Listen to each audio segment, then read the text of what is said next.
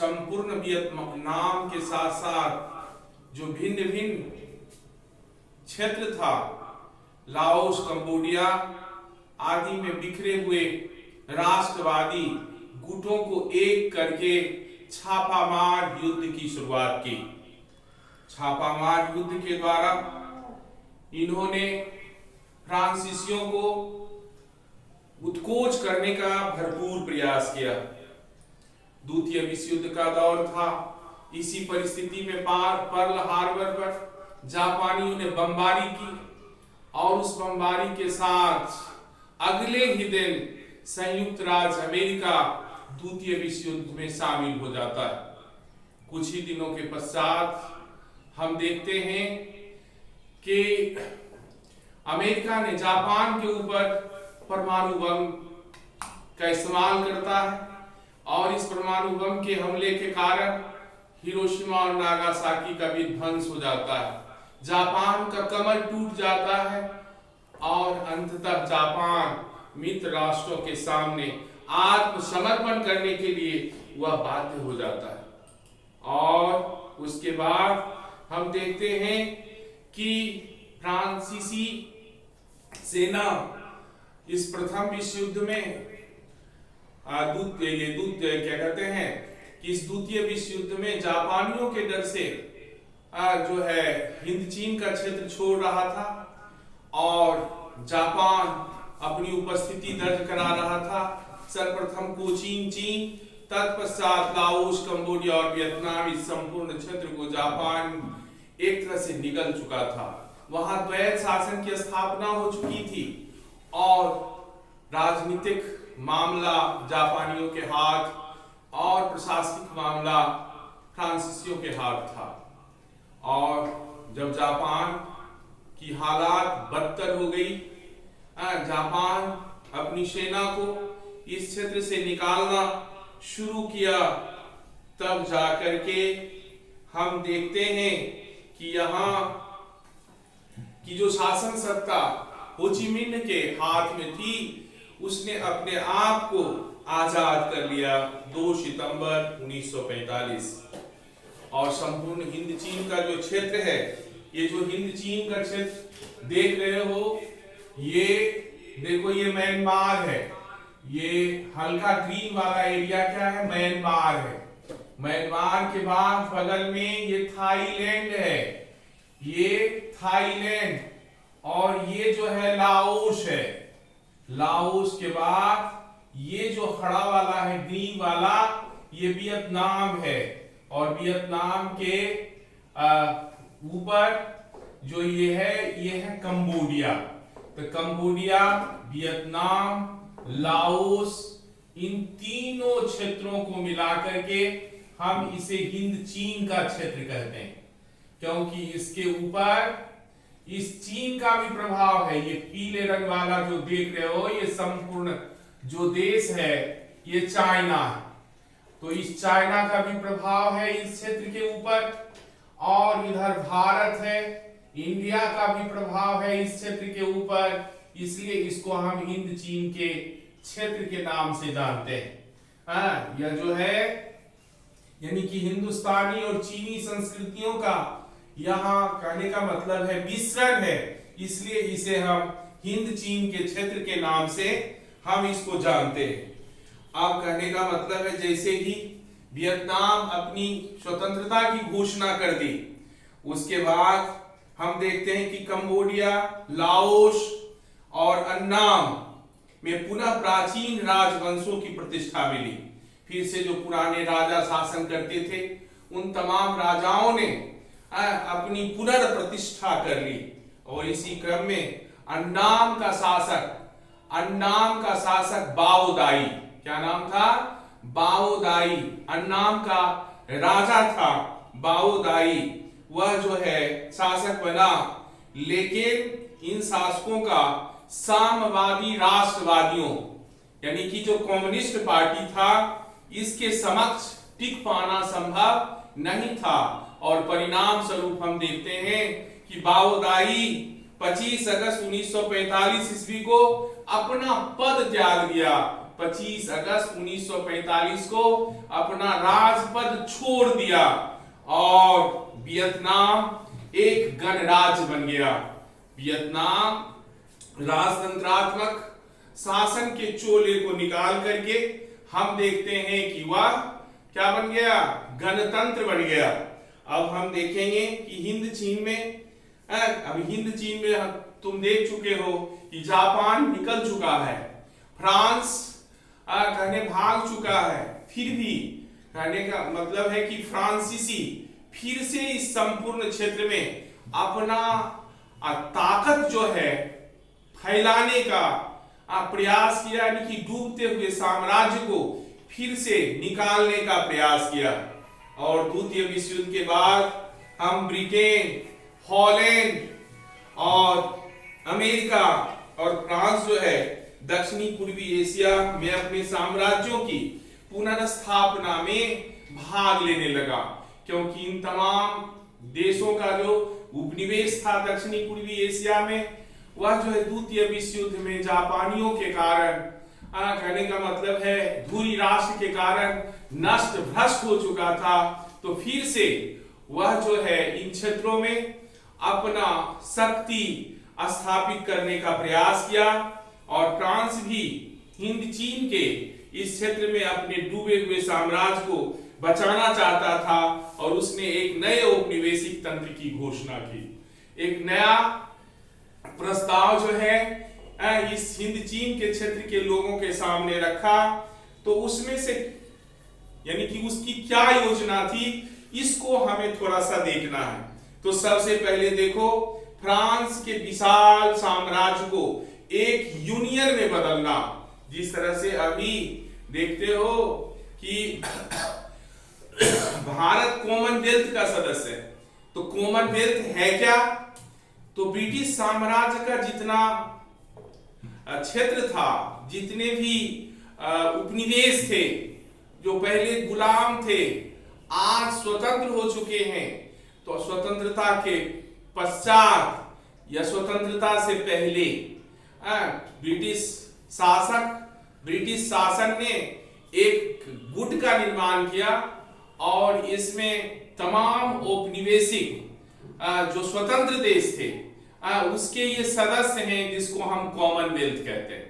तो ठीक इसी तर्ज पर फ्रांस ने एक संघ की स्थापना की, औपनिवेशिक संघ की स्थापना की, कि फ्रांस का जहां जहां शासन है आज वे सारे के सारे देश स्वतंत्र हो रहे हैं, आजादी की ओर बढ़ रहे हैं। तो उन तमाम देशों को मिलाकर के एक यूनियन की स्थापना करना, और जिसमें सभी अधीनस्थ इसके सदस्य रहेंगे।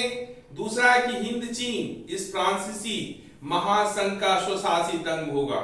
हिंद चीन का जो ये क्षेत्र है, लाओस, कंबोडिया, वियतनाम, ये जो क्षेत्र हैं, ये यानी कि इस क्षेत्र का स्वशासित अंग होगा और हिंद चीन के संरक्षित राज्य एवं कोचीन मिलाकर के एक संघ बनाया जाएगा। हिंद चीन का जो संरक्षित राज्य है और कोचीन चीन का जो क्षेत्र है, इसको मिलाकर के एक यूनियन बनाया जाएगा, एक संघ बनाया जाएगा। और इसके साथ साथ हिंद चीन संघ के विदेश नीति, हिंद चीन का जो देश है इसकी जो विदेश नीति होगी, यहाँ का सैन्य प्रशासन होगा, ये दोनों चीज फ्रांस के नियंत्रण में होगा। फ्रांसीसी यानी कि विदेश नीति और यहाँ का प्रशासन का देखभाल करेगा और सारी चीज में इन क्षेत्रों को स्वायत्तता मिलेगी। ये अंदर से बिल्कुल आजाद होंगे, लेकिन विदेश नीति और सैन्य प्रशासन जो है फ्रांसीसियों के हाथ में था। तो फ्रांस ने घोषणा की कि फ्रांस के विशाल साम्राज्य को यूनियन बना दिया जाए और जिसमें अधीनस्थ उपनिवेश शामिल होंगे, जितने भी उपनिवेश हैं वह यूनियन का सदस्य होगा। और इस महासंघ का एक अंग हिंद चीन का जो ये क्षेत्र है, यह भी इसके अंदर रहेगा। और लेकिन कहने का मतलब है कि हम देखते हैं कि जापानी सेना जैसे ही हिंद चीन के इस क्षेत्र को छोड़ा, उसी के साथ यहाँ भयंकर युद्ध शुरू हुआ फ्रांसीसियों के साथ। और यहाँ के छापामार गुटों के साथ दोनों के बीच युद्ध शुरू हुआ, संघर्ष शुरू हुआ और वियतनामी छापामार जो सेना थे, वो कहने का मतलब है कि फ्रांसीसियों को लगातार पराजित करते रहे और अंततः 6 मार्च 1946 ईस्वी 6 मार्च 1946 ईस्वी को एक समझौता हुआ जिसे इतिहास में हानोई समझौता कहते हैं। कौन समझौता? हानोई समझौता। वियतनाम की राजधानी हानोई है। वियतनाम की राजधानी कहाँ है? हानोई है। तो यहीं पर ये समझौता हुआ था, इसलिए हम इसको हानोई समझौता के नाम से हम जानते हैं। उसके बाद हम देखते हैं कि हिंद चीन का जो ये क्षेत्र है, वो कहने का मतलब है कि फ्रांसीसियों के अधीन तो हो गया और उसके बाद फ्रांसीसी जो है इस क्षेत्र में, यानी कि कुल मिलाकर के हम देखते हैं कि तोंगकिन में प्रवेश का अधिकार भी फ्रांसीसियों को मान लिया गया और फ्रांस की महत्वाकांक्षा की जो नीति थी, इस नीति के कारण वियतनाम के साथ हिंद चीन संघ निर्माण पर समझौता नहीं हो पाया और फ्रांस चाहता था कि निर्मित संघ का अध्यक्ष जो है वह हम रहे, यानी कि फ्रांस रहे और उसके द्वारा नियुक्त हाई कमिश्नर हो। और वियतनामी नेताओं की मांग थी कि संघ के सभी राज्य, जितने भी राज्य हैं, वह अंदर से और बाहर से पूरी तरह से आजाद रहेगा। और तभी फ्रांस ने कोचीन चेन में एक पृथक सरकार की स्थापना कर ली। अपने मन के मुताबिक कोचीन चीन में एक नए गवर्नमेंट की स्थापना की और जिसके कारण हम देखते हैं कि फ्रांस को कुछ वियतनामी जो प्रतिक्रियावादी थे, उन प्रतिक्रियावादी ताकतों का फ्रांस को समर्थन मिला। तो हम देखते हैं कि जो फ्रांसीसी के पक्ष में थे, वहां के लोग, उन तमाम लोगों को मिला करके, उसी को हम कहेंगे प्रतिक्रियावादी तत्व, क्योंकि हर एक समय में, हर एक वक्त में जयचंद और क्या कहते हैं कि पृथ्वीराज चौहान दोनों जन्म लेता है। अगर राम पैदा लिया तो रावण भी पैदा लिया। प्रत्येक युग में तो मित्र और दुश्मन, जो देश की उन्नति करने का प्रयास कर रहा है और जो स्वार्थ के बस में अपने आप को जो है आगे बढ़ाने का प्रयास करता है, देश हित को छोड़ करके स्वहित की कल्पना करता है, ऐसे प्रतिक्रियावादी लोगों ने फ्रांसीसियों का क्या किया? साथ दिया। और साथ देने के बाद हम देखते हैं कि यह समझौता तो टूट गया, हो ची मिन्ह साहब अलग हो गए और उसके बाद कहने का मतलब है, लेकिन हो ची मिन्ह की ताकत अभी भी इतनी नहीं हुई थी कि वह फ्रांसीसी सेना के साथ सीधे युद्ध कर सके, डायरेक्ट युद्ध कर सके। और ऐसी परिस्थिति में हम देखते हैं कि हो ची मिन्ह और उसकी वियत मिन्ह सेना गुरिल्ला युद्ध का मतलब छापामार युद्ध, छिप करके युद्ध करना। जब हमारे पास ताकत कम है और हमारा प्रतिद्वंदी शक्तिशाली है और उससे संघर्ष करना है, तो हम सीधे सीधे जब संघर्ष करने की स्थिति में नहीं रहते हैं और छिप करके जब हम उसके ऊपर अटैक करते हैं, वह सोया हुआ है, असावधान है, तो ऐसी परिस्थिति में एकाएक हम उसके ऊपर अटैक किए और उसका काम तमाम करके वहां से भाग गए। तो ऐसे युद्ध को हम गुरिल्ला युद्ध के नाम से जानते हैं, छापामार युद्ध के नाम से जानते हैं। भारतीय इतिहास में और क्या कहते हैं, शिवाजी ने मुगल सेना के साथ जो युद्ध किया था शुरुआती दौर में, और अंततः कहने का मतलब है कि जो वो युद्ध किए वो छिप करके युद्ध किए, उसको हम गुरिल्ला युद्ध या छापामार युद्ध के नाम से जानते हैं। तो इस तरह से हम देखते हैं कि दक्षिणी पूर्वी एशिया का ये जो देश है, हिंद चीन के क्षेत्र में फ्रांसीसियों के खिलाफ वियत मिन्ह की जो सेना है, हो ची मिन्ह की सेना है, वह जो है यानी कि गुरिल्ला युद्ध लगातार करता रहा। और चूंकि फ्रांस को उम्मीद थी कि कम्युनिस्ट विरोधी जो लोग हैं, जो कम्युनिस्ट पार्टी में नहीं हैं, जो राष्ट्र विरोधी हैं, जो हो ची मिन्ह के साथ नहीं है, वो हमारा साथ देगा। तो ऐसी परिस्थिति में वियतनाम जो है बाओ दाई का समर्थन करेगा।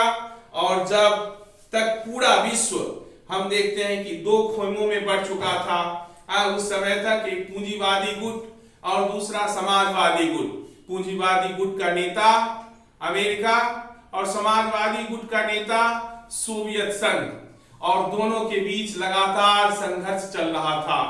और एक तरफ से हम देखते हैं कि फ्रांस को तमाम मित्र राष्ट्रों का समर्थन इस युद्ध में मिल रहा है, अमेरिका का समर्थन मिल रहा है, इंग्लैंड का समर्थन मिल रहा है।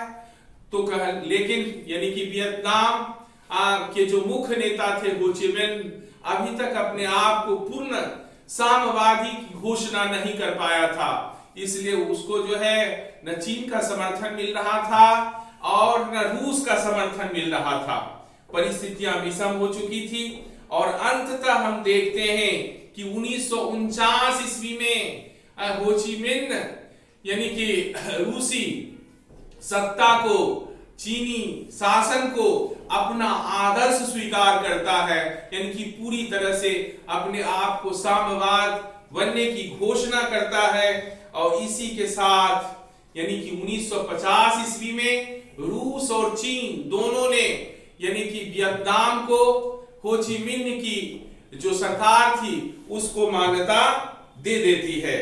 और इसके साथ साथ चीन और रूस बड़ी मात्रा में यानी कि संसाधन से जो है यानी कि वियतनामी नेता का, वियतमिन्ह सेना का सहायता करता है, धन से, गोला बारूद से, तकनीकी, या कहने का मतलब है कि वियतमिन्ह के जो सैनिक थे उसको सैन्य प्रशिक्षण देने के लिए अपने देश बुलाता था। तो इस तरह से पूरी तरह से यानी कि चीन और रूस वियतमिन्ह सेना को सहायता देने लगा। एक तरफ फ्रांस को अमेरिका, इंग्लैंड आदि देश जो है सहायता कर रहा है और दूसरी तरफ वियतनाम को, वियतमिन्ह सेना को रूस और चीन का समर्थन मिला हुआ है। तो 1950 ईस्वी में हिंद चीन की स्थिति अत्यंत जटिल हो गई, अत्यंत क्लिष्ट हो जाती है। और क्योंकि उत्तरी वियतनाम में हो ची मिन्ह की सरकार है, उत्तरी वियतनाम में किसकी सरकार है? हो ची मिन्ह की सरकार है, जबकि दक्षिणी वियतनाम में यानी कि फ्रांसीसी समर्थित यानी कि सत्ता यानी कि बाओ दाई की सरकार है। उत्तरी वियतनाम में हो ची मिन्ह की सरकार और दक्षिणी वियतनाम में बाओ दाई की सरकार। उत्तरी वियतनाम में साम्यवाद और दक्षिणी वियतनाम में पूंजीवाद का नेतृत्व करने वाली सरकार है। लाओस और जो कंबोडिया है वहां पर पुराने राजवंशों की स्थापना हो चुकी थी। लाओस और कंबोडिया में भी स्वतंत्रता की मांग वहां की जनता जोर शोर से उठाने लगी कि लाओस और कंबोडिया को भी आजादी मिलना चाहिए। और गुरिल्ला जो सैनिक थे लाओस, कंबोडिया होते हुए दक्षिणी वियतनाम पर धावा बोलते थे। लाओस और कंबोडिया देख रहे हो, उत्तरी वियतनाम और ये पूरे वियतनाम को दो भागों में बांट दो, उत्तरी वियतनाम और नीचे दक्षिणी वियतनाम। तो उत्तरी वियतनाम में कम्युनिस्ट शासन है और दक्षिणी वियतनाम में क्या कहते हैं कि पूंजीवादी शासन व्यवस्था का प्रतीक बाओ दाई है, जिसका समर्थन अमेरिका कर रहा है, इंग्लैंड कर रहा है, फ्रांस कर रहा है और उत्तरी वियतनाम का समर्थन ये देखो चीन कर रहा है और ये रूस कर रहा है। ये जो संपूर्ण पिंक वाला एरिया है ये रूस है और ये पीला वाला येलो कलर का जो एरिया है इसको हम चीन के नाम से जानते हैं। ये चीन है और ये रूस है। तो ये दोनों सरकार उत्तरी वियतनाम की शासन सत्ता पर आरूढ़ हो ची मिन्ह की सहायता कर रहा है और दक्षिणी वियतनाम में बाओ दाई की सरकार है। तो अब कहने का मतलब है उत्तरी वियतनाम चाहता है कि दक्षिणी वियतनाम का हम एकीकरण करें, लाओस और कंबोडिया में जो पुराने राजवंश थे, इन राजवंशों के खिलाफ यहाँ की जनता, यहाँ के लोग शासन के खिलाफ उलगुलाने लगे और अपनी आजादी का प्रयास करने लगे। तो ऐसी परिस्थिति में हम देखते हैं कि हो ची मिन्ह की जो गुरिल्ला सेना है, और ये सेना डायरेक्ट सीमा पार करके नहीं, अपितु लाओस और कंबोडिया से होते हुए, ये हजारों इसमें छोटी मोटी सड़कें थी, इन छोटी मोटी सड़कों के माध्यम से दक्षिणी वियतनाम पर आक्रमण करते थे, गुरिल्ला युद्ध करते थे, यहाँ के प्रशासन को तंग करते थे, और फिर कहने का मतलब है उसी रास्ते से होकर के उत्तरी वियतनाम चले जाते थे। तो ये यानी कि हजारों छोटे मोटे सड़कों से बना हुआ ये जो भाग था, जिस मार्ग से होकर के उत्तरी वियतनाम से दक्षिणी वियतनाम ये गुरिल्ला सैनिक आते थे। तो इस रास्ता को हम कहने का मतलब है कि इतिहास में हो ची मिन्ह मार्ग के नाम से यानी कि हम इसको जानते हैं। तो आगे हम देखते हैं कि लाओस, कंबोडिया और वे पुराने राजवंश की शासन सत्ता स्थापित हो गई। लाओस एवं कंबोडिया में स्वतंत्रता की मांग जोर मारने लगी, और तब कहने का मतलब है कि गुरिल्ला सैनिक लाओस, कंबोडिया के रास्ते दक्षिणी वियतनाम पर धावा बोलते थे और फिर जंगल में छिप जाते थे, बुझ रहे हो ना। और लगभग इसी परिस्थिति में हम देखते हैं कि दिएन बिएन फू नाम है, दिएन बिएन फू, दिएन बिएन फू एक क्षेत्र का नाम है, वहां एक किला है।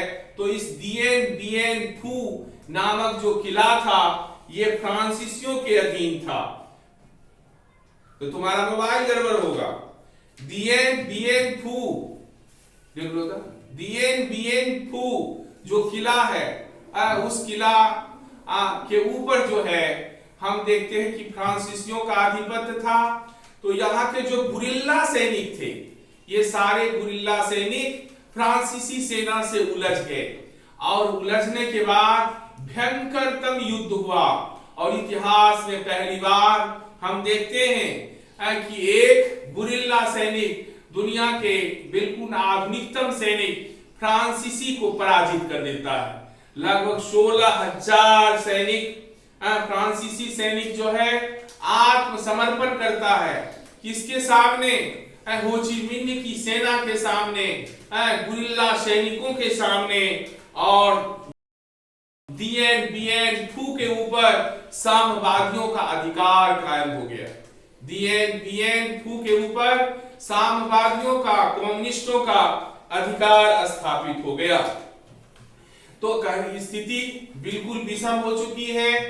एक तरफ साम्यवादी और दूसरी तरफ पूंजीवादी, और यह सिर्फ स्थानीय समस्या न होकर के यह एक विश्व समस्या बन जाता है, वर्ल्ड की समस्या बन जाती है।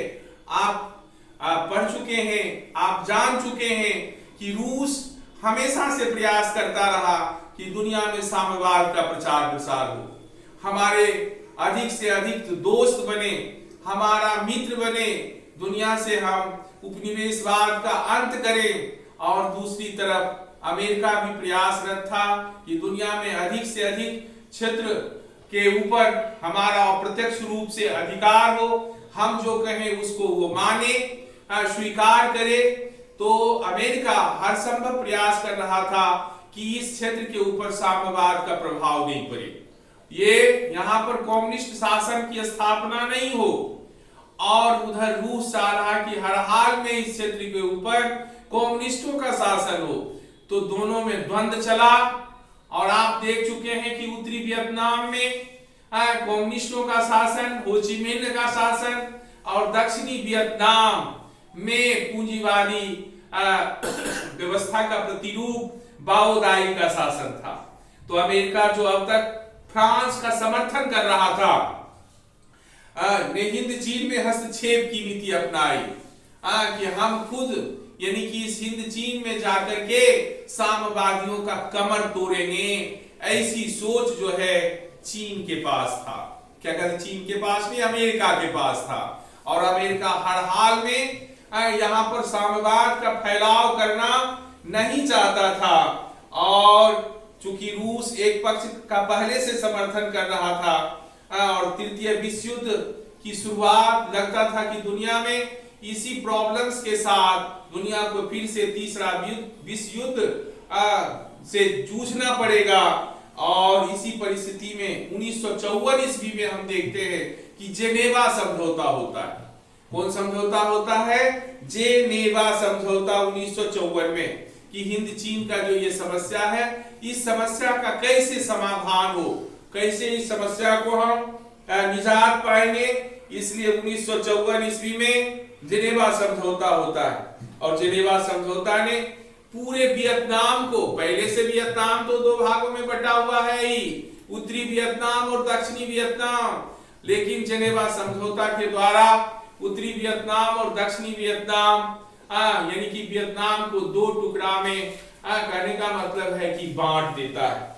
और इस हनोई नदी वियतनाम में बहती है, तो हनोई नदी से सटा हुआ जो उत्तरी क्षेत्र है उसको हम उत्तरी वियतनाम, और हनोई नदी का जो दक्षिणी भाग है उसको हम दक्षिणी वियतनाम के नाम से जानते हैं। दक्षिणी वियतनाम में अमेरिका समर्थित सरकार है और उत्तरी वियतनाम में रूस और चीन समर्थित सरकार है, हो ची मिन्ह की सरकार है। लेकिन हम देखते हैं कि यहाँ की जनता, जो दक्षिणी वियतनाम की जनता था, वह अंदर से, हृदय से, यानी कि हो ची मिन्ह के साथ था, साम्यवादियों का साथ था। लेकिन अमेरिका जबरदस्ती जो है दक्षिणी वियतनाम पर अपना अधिकार स्थापित करने का प्रयास किया। और यहाँ पर जो अधिकांश लोग थे वे बौद्ध धर्मावलंबी थे, और ये बौद्ध धर्म के लोग भी आंदोलन में उतर आए। तो बौद्ध धर्म के द्वारा जो आंदोलन जो शुरू किया गया, इसको हम हुआ आंदोलन के नाम से जानते हैं। कौन सा आंदोलन? हुआ आंदोलन। तो हुआ आंदोलन एक बुद्धिस्ट क्रांतिकारी आंदोलन था। परीक्षा में पूछेगा कि हुआ आंदोलन की प्रकृति क्या था, तो यह बौद्धिस्ट, धार्मिक और क्रांतिकारी आंदोलन था। और जो 1939 में शुरू हुआ, और इस हुआ आंदोलन का नेता जो था उसका नाम था हुइन फू सो। क्या नाम था? हुइन फू सो इसका नाम था। और ये क्रांतिकारी उग्रवादी घटनाओं का अंजाम देते थे और अंत में खुद जो है अपने शरीर में आग लगा करके आत्मदाह कर लेते थे। तो इसी को हम हुआ आंदोलन के नाम से जानते हैं। तो यहाँ के बौद्ध धर्मावलंबियों में भी पूंजीवाद के खिलाफ एक अंदर से ज्वाला भड़क रहा था, और वह हर संभव चाहता था कि यहाँ अमेरिका का वर्चस्व स्थापित नहीं हो। इसके लिए उन्होंने जो आंदोलन चलाया उसका नाम हम हुआ आंदोलन के नाम से जानते हैं। ये बौद्धिस्ट धार्मिक क्रांतिकारी आंदोलन था, और इसका नेता हुइन सो था। क्या नाम था? हुइन फू सो था। हुइन फू सो इसके नेता का नाम था। और इसमें क्रांतिकारी उग्रवादी घटनाओं को अंजाम देने के बाद जो बौद्धिस्ट लोग थे वे आत्मदाह कर लेते थे।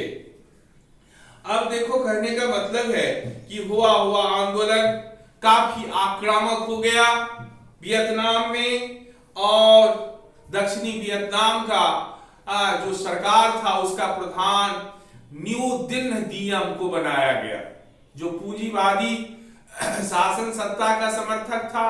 तो न्यू दिन दियम तो अमेरिका का था, लेकिन वह क्या अमेरिका का नहीं, वो वियतनाम का ही था, लेकिन वह अमेरिका समर्थित था। वह हर संभव यानी कि साम्यवाद को समाप्त करना चाहता था। लाओस एवं कंबोडिया में जेनेवा समझौता के फलस्वरूप शासन व्यवस्था बदल गई। वहां वैध राजतंत्र के रूप में इसको स्वीकार किया गया। संसदीय शासन प्रणाली वहां पर अपनाया गया। आम चुनाव शुरू हुआ और आम जनता के प्रतिनिधि शासन करने के लिए आगे आए। यद्यपि इन्हें तटस्थ देश माना जाता था, लाओस और कंबोडिया को, परंतु साम्यवादी प्रभाव इन देशों में भी हम देखते हैं कि लगातार बढ़ता गया। कम्युनिस्टों का प्रभाव जो है लाओस और कंबोडिया में भी बढ़ता चला गया और दूसरी तरफ अमेरिका इन क्षेत्रों को साम्यवाद के प्रभाव से रोकने के लिए कि इस क्षेत्र में साम्यवाद का प्रभाव नहीं हो, इन क्षेत्रों में कम्युनिस्टों का शासन स्थापित नहीं हो, इसको रोकने के लिए अमेरिका जी जान से जुट गया। वह बिल्कुल कृत संकल्प हो गया कि हम किसी भी हालात में इन क्षेत्रों के ऊपर कम्युनिस्टों का, साम्यवादियों का की स्थापना होने नहीं देंगे।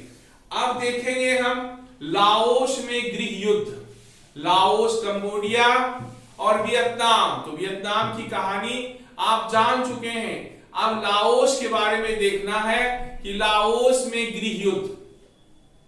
तो देखो लाओस की राजनीतिक सीमा जो है, लाओस, अभी आप देखिए ये जो क्षेत्र है, ये वाला जो क्षेत्र है लाओस, ये लाओस है। तो लाओस के उत्तरी और पूर्वी में, पूरब में क्या है, वियतनाम है, और इसके पश्चिम में थाईलैंड है, और कुछ सीमा जो है म्यांमार से छूती है, और दक्षिण में यह जो है कंबोडिया से लगती है। तो ये लाओस पूरी तरह से स्थलबद्ध कंट्री है। यह लैंडलॉकेड एरिया है, या यानी कि उत्तर और पूरब में यानी कि वियतनाम से, कुछ हिस्सा जो है चाइना से उत्तर में, और पश्चिम में यह म्यांमार और थाईलैंड से घिरा हुआ है, और दक्षिण में यह कंबोडिया से घिरा हुआ है। और यहाँ पर राजतंत्रात्मक शासन व्यवस्था थी। कौन सी शासन व्यवस्था? राजतंत्रात्मक शासन व्यवस्था थी। तो अब 1954 ईस्वी में यह स्पष्ट हो गया था कि उत्तरी लाओस के दो प्रांत, उत्तरी लाओस के दो जो राज था, उसका नाम था फुंगशाली। क्या नाम था? फुंगशाली और हाउ फ्रांस और फुंगशाली में साम्यवादियों का प्रभुत्व था। यानी कि देश का उत्तरी दो प्रांत फुंगशाली और हाउ फ्रांस में साम्यवादियों का प्रभाव था, कम्युनिस्टों का शासन, कम्युनिस्टों का प्रभाव था, और ये अपना विस्तार करना चाहते थे। संपूर्ण लाओस में उनका प्रयास था कि किसी भी तरह से यहां पर कम्युनिस्ट शासन की स्थापना हो। और जब लाओस में राजतंत्र को हटाया गया, वहां संसदीय शासन की स्थापना की गई, वहां लोकतंत्र की स्थापना की गई, तो वहां का राजनीतिक जो अस्थिरता थी वह काफी बढ़ गया। देश में उथल पुथल शुरू हो गया। और जब उसके बाद हम देखते हैं कि लाओस एवं कंबोडिया की पूर्ण स्वतंत्रता को मान लिया गया, और यह भी व्यवस्था की गई कि 1956 ईस्वी 1956 के मध्य में जो है पहले संपूर्ण वियतनाम में चुनाव होगा, और चुनाव के बाद यानी कि एक एकीकृत सरकार की स्थापना होगी। अगर जनता चाहे तो कहने का मतलब है दोनों वियतनाम एक हो जाएगा। और जेनेवा समझौता के क्रियान्वयन की देखभाल के लिए एक त्रिसदस्यीय अंतरराष्ट्रीय निगरानी आयोग का गठन किया गया। एक त्रिसदस्यीय जिसमें 3 सदस्य थे। याद रखो कि इसमें से भारत भी एक सदस्य था। भारत, कनाडा और पोलैंड। इसको जिम्मा दिया गया कि इस क्षेत्र की जो राजनीतिक परिस्थिति है, इस परिस्थिति का आप अवलोकन करें और जेनेवा समझौता को लागू किया जाए। और उसके बाद हो सके तो अंत में, यानी कि कहने का मतलब है 1956 के मध्य के पहले संपूर्ण वियतनाम में चुनाव करा करके एक एकीकरण करके, यानी कि दोनों वियतनाम को एक करके वहां पर एक सरकार का गठन किया जाएगा। तो इसके लिए एक त्रिसदस्यीय कमेटी का निर्माण किया गया, जिसमें आपने देखा भारत, कनाडा और तीसरा देश कौन है? भारत, कनाडा और तीसरा देश पोलैंड है। तीनों ने मिलकर के यानी कि इसकी देखरेख की प्रक्रिया को शुरू किया। और जेनेवा समझौता ने तत्कालिक रूप से हम देखते हैं कि इस क्षेत्र में कुछ शांति प्रदान किया, कुछ पीस दिया, परंतु तुरंत ही हिंद चीन में हम देखते हैं कि उथल पुथल शुरू हो गया। थोड़ी देर के लिए शांति आई और उसके बाद हम देखते हैं कि उत्तरी वियतनाम में हो ची मिन्ह की सरकार सुदृढ़ हो चुकी थी, मजबूत हो चुकी थी और पूरे वियतनाम के एकीकरण पर विचार करने लगी थी। कौन? हो ची मिन्ह की सरकार। क्योंकि उत्तरी वियतनाम में हम देखते हैं कि हो ची मिन्ह जो सरकार थी वह जो है काफी मजबूत हो गई। इस सरकार को चीन और रूस लगातार समर्थन कर रहा था, आर्थिक सहायता प्रदान कर रहा था, सैन्य सहायता प्रदान कर रहा था। तो इस तरह से हो ची मिन्ह को लगा कि हम खुद जो है दक्षिणी वियतनाम को हम अपने उत्तरी वियतनाम में विलय करेंगे। परंतु दक्षिणी वियतनाम की स्थिति इसके विपरीत थी। वहां पर अमेरिका समर्थित बाओदाई सरकार का संचालन न्यू दिन दियम कर रहा था। कौन कर रहा था? न्यू दिन दियम कर रहा था। तो स्थिति बिल्कुल विषम है। उत्तरी वियतनाम में आपने देख लिया कि उत्तरी वियतनाम में साम्यवादी शासन है और दक्षिणी वियतनाम में क्या कहते पूंजीवादी शासन है। वहां न्यू दिन नियम शासन सत्ता में है, राजा बाओदाई है, अमेरिका उसका समर्थन कर रहा है और उत्तर में जो हो ची मिन्ह साहब हैं वह हर संभव प्रयास कर रहे हैं क्योंकि उनकी ताकत, उनकी शक्ति काफी मजबूत हो चुकी है। और इसके साथ साथ चीन और रूस का बरद हस्त भी हम देखते हैं कि हो ची मिन्ह पर था। तो वह जो है अपनी ताकत लगा करके वह चाह रहा है कि किसी भी तरह से हम दक्षिणी वियतनाम को उत्तरी वियतनाम में विलय करें, दोनों वियतनाम को हम आपस में मिलाएं। लेकिन इस इच्छा के बाद हम देखते हैं कि यह संपूर्ण क्षेत्र जो है संपूर्ण क्षेत्र में इसकी स्थिति और भी खराब हो जाती है। यहाँ पर यानी कि आगे हम देखेंगे कि वहां पर जो है लाओस में संघर्ष शुरू होता है। वहां का जो राजा है उस राजा के चचेरे भाई अपने भाई में उथल पुथल की शुरुआत होती है और समस्या यानी कि सामान्य की तुलना में गंभीर होती चली जाती है और अंततः अमेरिका जो है इन क्षेत्र के ऊपर अपना अधिकार स्थापित करने के लिए, पूंजीवाद को फैलाने के लिए यानी कि दुनिया का सबसे क्रूरतम कार्य जो है इस क्षेत्रों पर करता है। तो इन तमाम चीजों की चर्चा हम पुनः अगले दिन करेंगे।